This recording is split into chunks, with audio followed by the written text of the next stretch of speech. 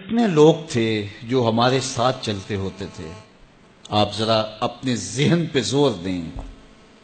بچپن کے دوست، کلاس فیلوز، کاروباری ساتھی، گلی محلے کے لوگ، رشتہ دار، اعزاء و اقربا، آباء و اجداد، اور کتنے لوگ آپ کے مخالفین، معاندین، یہ ساری فہرست ذہن میں لائیں تو ایک دم خیال پڑتا ہے فلاں بھی چلا گیا، فلاں بھی چلا گیا. کوئی سال کے بعد اچانک کوئی بات یاد آتی ہے تو یاد آ جاتا ہے، کوئی 6 ماہ کے بعد یاد آتا ہے. کئی ایسے لوگ ہیں کہ سال ہا سال بعد یاد، ہاں وہ بھی ہوتا تھا.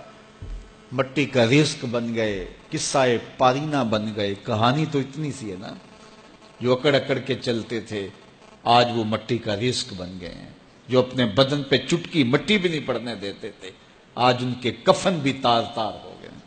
حضرت غوث اعظم فرماتے ہیں قبرستانوں میں جا کے دیکھو کیسے کیسے حسینوں کی مٹی خراب ہو رہی ہے.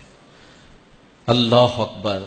بدن خاک میں مل گئے، ہڈیاں چور چور ہو گئی، ریزہ ریزہ ہو گئی. قبروں کے نشان بھی مٹ گئے، کتبے بھی ٹوٹ گئے. مٹ گیا مشتاق دل سے رنگے یاد رفتگاں، پھول مہنگے ہو گئے، قبریں پرانی ہو گئی. کون کسی کو یاد کرتا ہے؟ اور اسی طرح ہم مل کے مٹی کا رزق بننے والے ہیں، لیکن کوئی ایسا کام چھوڑ جائیں گے، اپنے رب سے جڑ جائیں گے، اپنے رب کے بندوں سے جڑ جائیں گے، رسول کریم کے دامن کو تھام لیں گے تو پھر موت بھی مرنے نہیں دے گی.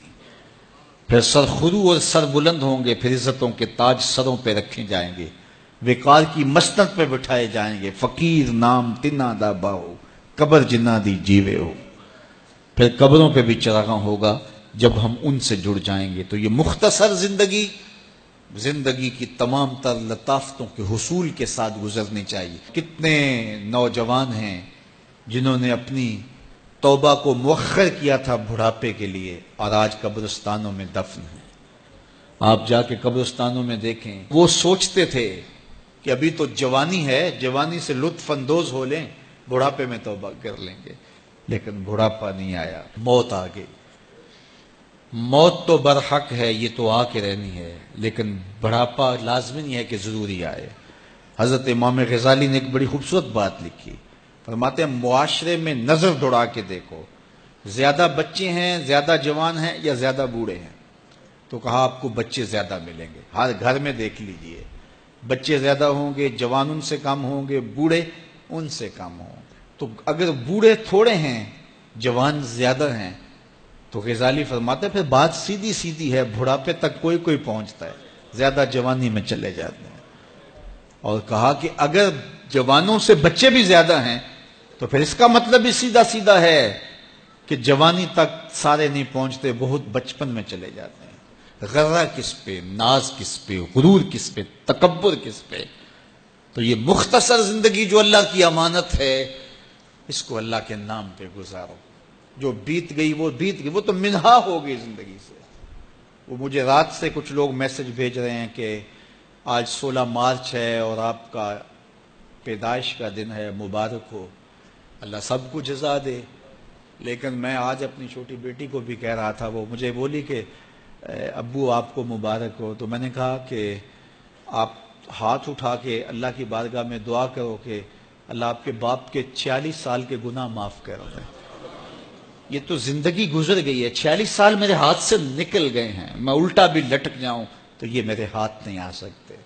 اگر میں نے اچھے گزارے ہیں تو مجھے مبارک ہو اگر قبول ہو گئے ہیں، اور اگر اچھے نہیں گزرے تو مجھے توبہ کرنی چاہیے، زندگی کی کوتاہیوں سے توبہ کرنی چاہیے. ہم سمجھتے ہیں ہم بڑے ہو رہے ہیں، حقیقت میں ہم چھوٹے ہو رہے ہیں. ہم اپنی زندگی کے اہداف طے کریں، زندگی کے مقاصد طے کریں. ساری زندگی اس کے گرد سفر کرنی چاہیے. کئی لوگ ساری زندگی گزار دیتے ہیں، ان کو ساری زندگی راستے نہیں ملتا کہ جانا کدھر ہے. وہ کیوں؟ وَأَضَلُّ السَّبِيلَ. اللہ فرماتا وہ بھٹکے ہوئے مسافر ہوتے ہیں. اللہ سے راستہ مانگو، آہستہ چلو لیکن منزل کا تعین کر کے بڑھو. بڑھتے رہو، منزل تمہارا استقبال کرے گی.